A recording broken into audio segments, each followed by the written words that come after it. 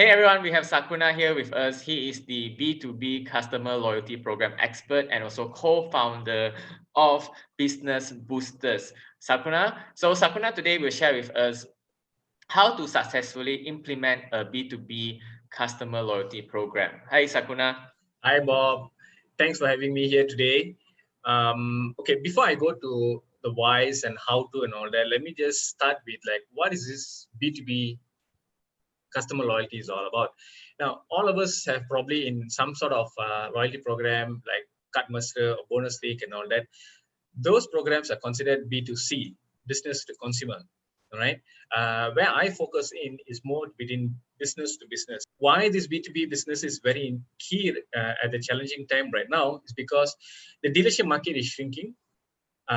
Because a lot of dealers are not in business, they are shutting down businesses and all that. The same manufacturers use the same dealership market to sell more of their products. So now the thinking of the brand managers or the manufacturers themselves is like, now how to get these dealers, get them motivated to sell more of my brand compared to competitors. There's a saying that I just remembered. Simon Sinek says, "People don't buy what you do; people buy why you are selling it." Yeah. All right. So something like that. He said so you need to understand why are they promoting or selling your product. It's very, very important. It's not about just chucking in the price, giving a low margin, after that help sell. It's not going to work. It might help short term, in the long term it's not going to work. So that's why we come on board to educate brands and manufacturers to help them to establish a dealer loyalty program or B2B loyalty program. Right. See, there are a few things that it's very important when you're thinking about launching a program. First is actually you need to first start with the goals. Okay, what is the goal of launching a loyalty program? Do you do it because of competitors are doing it and I have to do it? No, you need to stand out. You cannot be fitting in. If like everybody doing it, I also do it. It's not going to work. So you need to stand out. So what's the objective? Is it going to be increasing your channel partners or increasing their sales? What is the key thing that you need to establish in that program? So that need to be ironed out. So that's why we have to look into top down look and see what is it relevance for the company to launch a program. That's one thing. The second one is actually expand your audience. Expand your audience means here it's like how to use the partners to go to market strategy, to establish go to market strategies. Example, like what I was mentioning earlier to you, I'm negotiating with FMCG companies, FMCG companies. This is a market that I never personally went in because we thought it may not be useful, but surprisingly, there's a market that there's a demand for establishing such programs for them. So now, let's say you have sales reps. So sales reps are designed to go to the market, to meet the dealers to sell your products, right? So what you can do is incentivize your sales reps, go to the market, enroll all your channel partners to come on board in this program. Okay, by incentivizing them, they'll be very motivated to go out there and recruit more dealers. So the idea is, if you just tell them, okay, your job is today is go to the market, go to the dealers and recruit them, they won't feel anything. They won't be motivated. They will think like, okay, I do this, what is the need for me? So incentivize those people, and they will go to the market and they will go all out, recruit all the buyers from the dealers and channel partners. Yeah. So then you expand your audience. Okay. The third one is most important thing is after that is understanding your data and setting up a tracking mechanism. See, for example, if I'm a manufacturer, Bob, I sell it to you. I know you, Bob. You're my customer. You've been with me for the last 2 years. You buy. I know what you buy. I know what you don't buy and all that. Yeah. Now you sell it to another customer. For example, let's say a contractor, which I don't know, right? Because that's your customer, right? And your customer is my indirect customer. So I have no idea who your customers are, what are they buying, at what price are they buying, and what motivates them to buy. Okay, so now if you run a program for your second tier indirect customers and you recruit all the guys on board, and then you will understand, okay, I have 20 SKUs, but this guy only buying 5 of them. Why? So by running some kind of surveys and all that, you're able to understand, hey, this guy is not buying from me because he doesn't know the product knowledge. For example, let's say I take an example of I'm a, let's say, aircon manufacturer.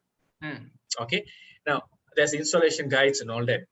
But my sales is this much. When you run as a way, then you will understand the feedback from people are telling that, hey, I don't know how to do installation because it's too complicated.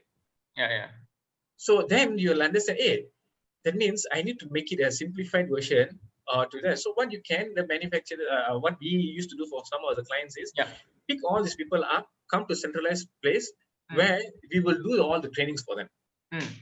Okay, this is the product. This is how you do installation. So once they know, what's going to happen is the following couple of months later, immediately there will be more sales coming on board. Okay, so that's how what we can actually do with those kind of data. Data is very important, and they say that data is next oil lah. Right? So now everybody needs to have the data of that. Sure. One of the things, one of the clients that what have the direct customers are probably in the midst of 500. Under them got about 3,000 sub dealers. So when you know all your channel partners, you know what to do with them. Okay. The fourth and the last one is having a systemized engagement process. Now, when you, after putting all these things together and you do a big launch of this program, it's not going to be end of it. You cannot do something like set it and forget it. You need to constantly engage. People need to want to be feel engaged. Okay, so how does it work? With the program, with all the technology that what we have, you always encourage brand owners, go to web, have a mobile app, go with both. Don't go either or. All right, engage with them. Do some promotions, like say double points, triple points. If you happen to be this month, it's your birthday month. Whatever that you buy, I'm going to be 3 months, 3 times points.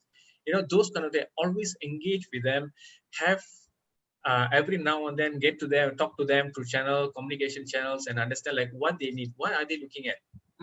Okay, sometimes price it's not the only concern. You know, sometimes price is not the only concern. Even though you give them a lot of discounts, you're not going to work it. So we need to understand how this thing works. And these are the 4 things or tips I can share that can help you to set up a B2B channel loyalty program. All right, thanks, Sarkuna. But before we go, a last quick question. So because some of the audience might not understand what a B2B customer loyalty program is, can you give an example that most people would know? Okay. Okay, I'll just take an example of my existing client. Okay. So I have a paint company, paint. So it's called AkzoNobel. Okay, it's second biggest coating company in the world. So AkzoNobel, they sell it to the direct customers, which is hardware shops or distributors. And below the distributors are all the contractors. All the contractors we hire to renovate the house and offices and all that. So what we have done is this is a B2B, business to business to business.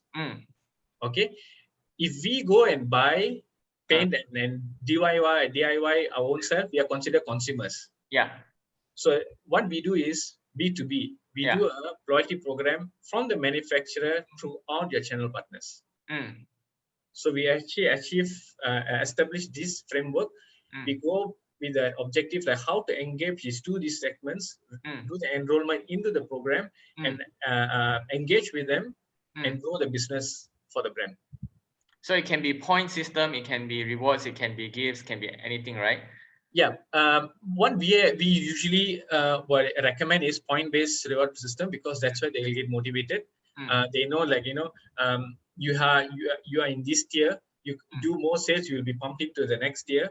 With the next tier, you probably have like 2 times points, and you push it to the next level as a gold or platinum. You're going to win. So there's a gamification, and people are motivated to do that, and they don't mind doing it.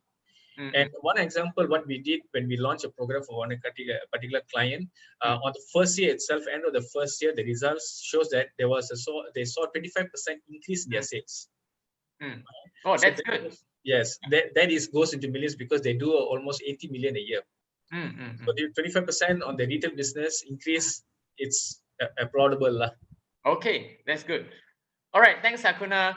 So please contact Sarkuna if you are a B2B business or you have you are a channel marketing manager, right? You are running a B2B distribution business like Sarkuna has said. So please contact him and he will advise you on how to run a successful B2B customer loyalty program.